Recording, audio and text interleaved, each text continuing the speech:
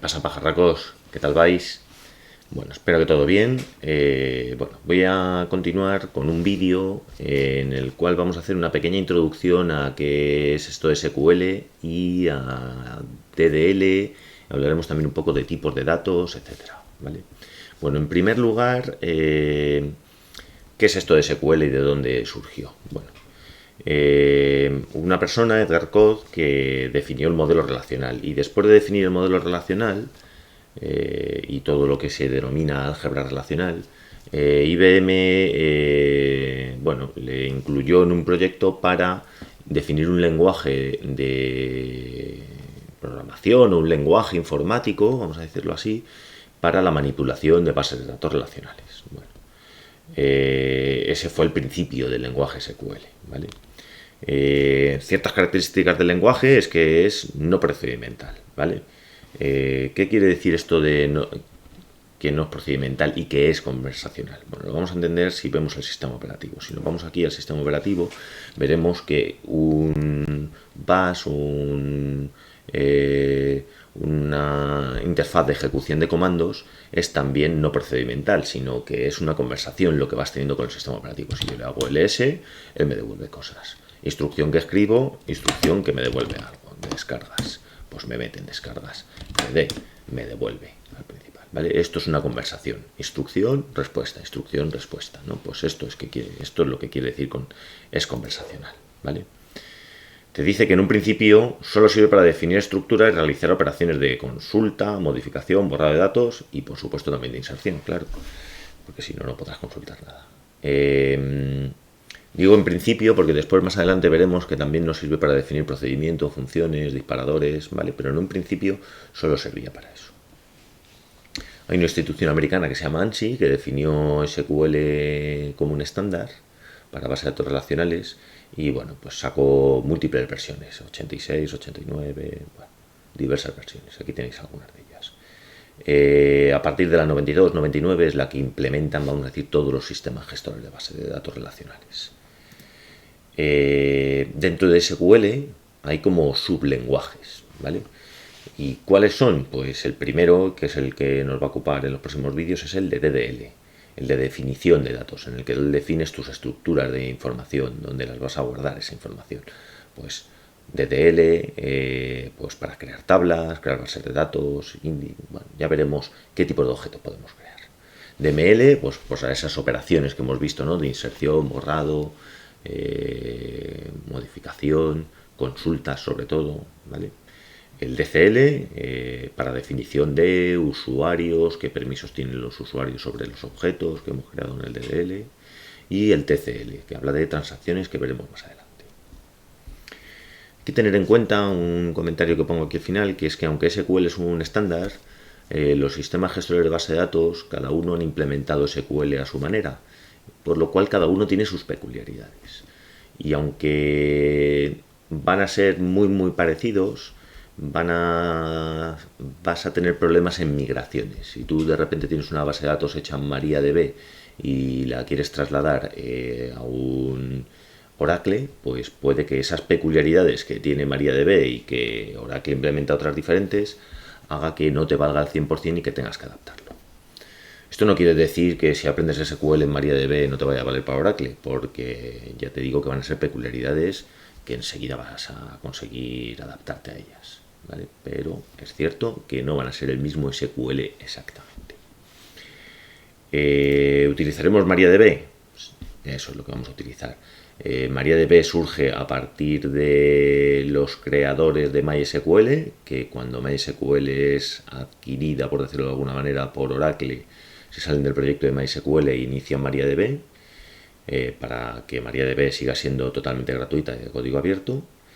Y también lo que procuraron esos desarrolladores es que fuese compatible con MySQL al 100%, de manera que el reemplazo de MySQL a MariaDB pues es bastante directo y ahí sí que esas peculiaridades pues no van a afectarte realmente. Bien. Antes de meternos en harina con la creación ya de objetos, vamos a ver una última diapositiva que tiene que ver con tipos de datos. ¿Por qué tipo de datos? Bueno, cuando defines una estructura, cuando defines una tabla en SQL, no solamente tienes que definir el nombre de la tabla y qué campos tiene, sino que vas a tener que definir qué tipo tiene cada campo, con lo cual pues te conviene conocer qué tipos de datos hay. Yo aquí he puesto los principales, aunque hay más, hay una documentación que podéis ver aquí donde aparecen todos, pero bueno, he querido destacar algunos, ¿vale? Bien, los dos primeros, char y varchar, que parecen que son un poco lo mismo, bueno, pues cuando tú defines un campo de tipo char o varchar, esta n quiere decir el tamaño que va a tener. Char es de tamaño fijo. ¿Esto qué quiere decir? Que si yo indico char 8, en la base de datos físicamente va a ocupar 8 caracteres ese campo. Sin embargo, cuando yo pongo varchar 8, si lo que estoy guardando en vez de ocupar 8 caracteres ocupa 4, imaginemos que el campo nombre es de varchar 8 y pongo pp, bueno, pues físicamente va a ocuparte 4 caracteres, no te va a ocupar 8. Bueno, se suele utilizar varchar, aunque en algunos campos que sabes que va a tener una longitud fija, pues también se puede utilizar char. Tiene sus ventajas porque después puede ser algo más rápido, pero bueno, después también te ocupa más espacio. Los campos definidos como tipo text son para textos bastante largos. Si queréis saber el número de caracteres, pues metemos por aquí y aquí os dirá exactamente esa información. Pero vamos, es el típico campo descripción, pues lo pones text. Después vamos a tener tipos de datos para datos numéricos, ¿vale? Todos estos de por aquí, ¿vale? Y bueno, ¿qué diferencia hay? Bueno, int, integer, small int y big int son para campos de tipo entero, sin decimales, ¿vale? Int e integer son lo mismo. Small int para enteros que vayan a tener pocas cifras o pues que no van a ser muy grandes, y big int para muy grandes, ¿vale? Bueno, pues si yo que sé, si tienes un campo de edad, pues quizás con un small int te puede servir, ¿no? No necesitas llegar hasta el número 70.000, 80.000, sino que con tener un par de cifras es suficiente. Bien. Después tenemos distintos formatos que te admiten tener decimales. Los primeros son decimal o numeric, que en realidad es lo mismo. Y en decimal y en numeric tienes que indicarle la precisión del dato. La precisión quiere decir que tienes que poner después dos números aquí entre paréntesis. Decimal n te va a indicar el número de cifras totales y m las posibles cifras decimales. Tú puedes definir decimal 8 o 2, que quiere decir que vas a tener números de hasta 8 cifras, incluyendo decimales, y el m te va a decir que te va a permitir tener 2 cifras decimales. Bien. Float, real y double también te permiten decimales, y estos float y real son lo mismo, y double consigue tener más precisión. Son números con formato de coma flotante, que es un formato en el cual se guardan dentro de los ordenadores los datos numéricos, que te permiten guardar números desde muy pequeños hasta muy grandes, vamos a decir, pero el problema que tienen es que pierden cierta precisión en las operaciones a partir de una cifra decimal, con lo cual hay que tener cuidado. Después tenemos campos que nos sirven para tiempos o para fechas, date, timestamp, interval. Bueno, pues cada uno tiene alguna diferencia. Date pues para fechas, time para horas, y datetime pues te guardará una fecha y una hora. Boolean, que te podrán tomar los datos, los valores true o false. Por ejemplo, en la tabla persona podemos tener un campo que se llame sabe inglés y que pueda valer true o false.